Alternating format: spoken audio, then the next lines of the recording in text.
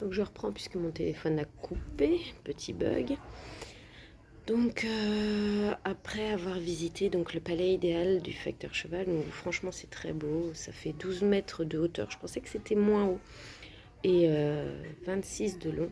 C'est plus grand que ce que je pensais, c'est plus grand. En plus actuellement là il y a une exposition de fontaines, et l'artiste a vraiment bien mélanger les deux, ça fait très joli. C'est très joli, ces fontaines, ces bulles de verre mélangées à l'édifice.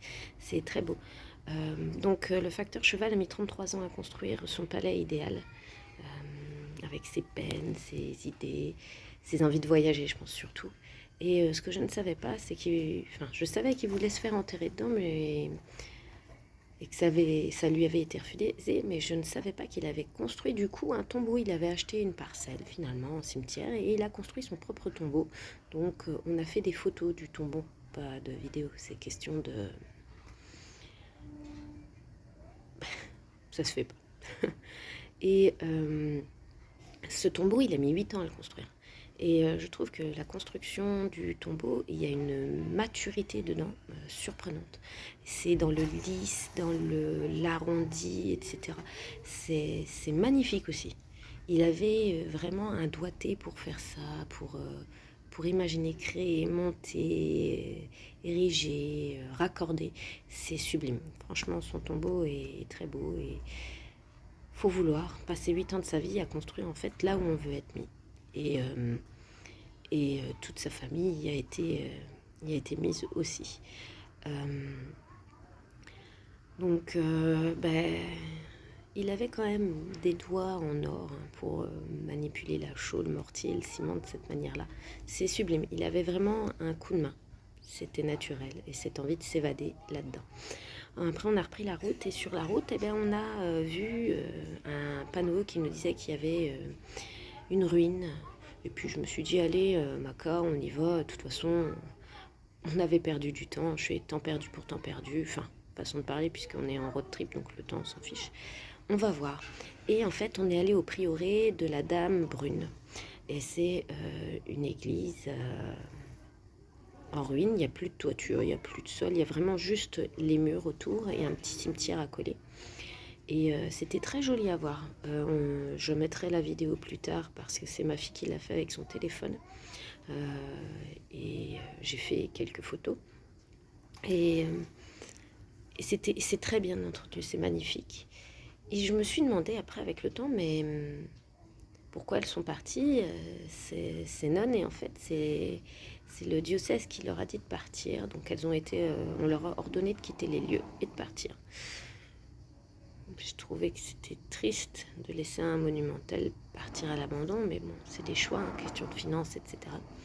Et ce que je ne savais pas et que j'ai appris après sur la route, c'est que la petite source qui passe dans le bas de cette ruine, en fait, ils disent qu'elle est sacrée, qu'elle guérit les yeux, qu'elle soigne les yeux quand on s'en trempe le visage. On a vu cette source, on a mis notre petite offrande, mais on n'y a pas touché, on a regardé, on était très très correcte.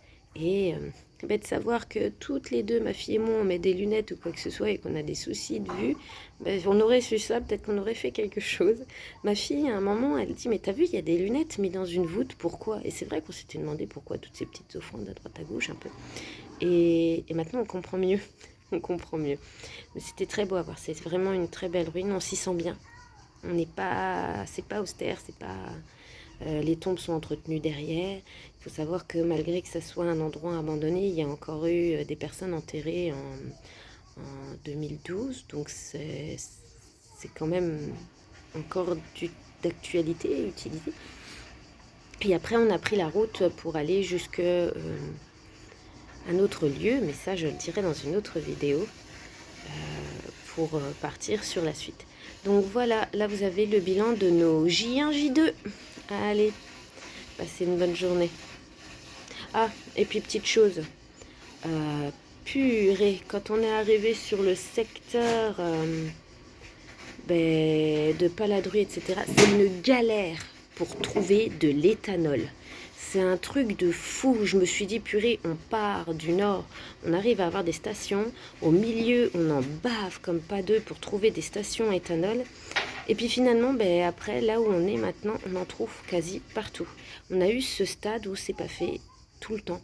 Et c'est bête, je trouve, parce qu'on a besoin, enfin, on nous dit d'être écolo et économique. L'éthanol, le E85 est économique et écolo, et c'est pas instauré partout, c'est un peu chiant. Les applications sur Internet, alors n'en parlons pas, c'est un peu la galère parce que ça marche pas tout le temps.